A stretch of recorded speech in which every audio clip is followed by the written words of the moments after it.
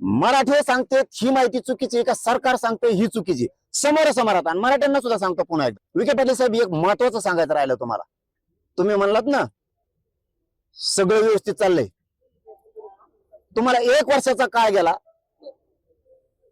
29 August 2025 पासून 26 पर्यंत आता एकही प्रमाणपत्र शिंदे समितीने आतापर्यंत शोधलं नाही. म्हणजे नोंदी शोधल्या नाहीत, रेकॉर्ड शोधला नाही एकही. शिंदे साहेबाला, एकनाथ शिंदे साहेबाला 6 महिन्याचा वेळ दिलेला होता. 58 लाख नोंदी त्या माणसानं शोधल्या. तुम्हाला असं सांगितलं की परत तुमचं दुखत, काय दुखत आता सांगत नाही मी, 29 ला सांगत. म्हणजे तुमचं हे बी प्रॉब्लेम आहे. तुम्हाला सांगायला गेलं की तुम्ही म्हणतात आमचं नावच नाही घेत. आता 1 वर्ष झालं तुमचंच नाव घेते, जपच तुमचं चालू केला, माळच घेतली मी, फडणवीस साहेब, फडणवीस साहेब, फडणवीस साहेब, विखे पाटील साहेब, विखे पाटील साहेब. आता काय करू, तरी बंद येणार.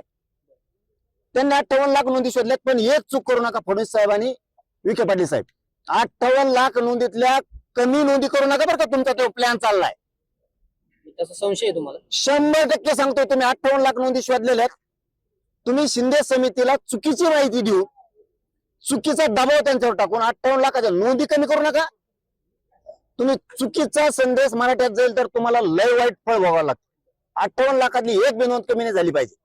तुमची ती प्रक्रिया सुरू आहे सध्या की 58 लाखातल्या नोंदी किती कमी होतात, म्हणजे ते शोधित येतात, तुम्ही कमी करता का?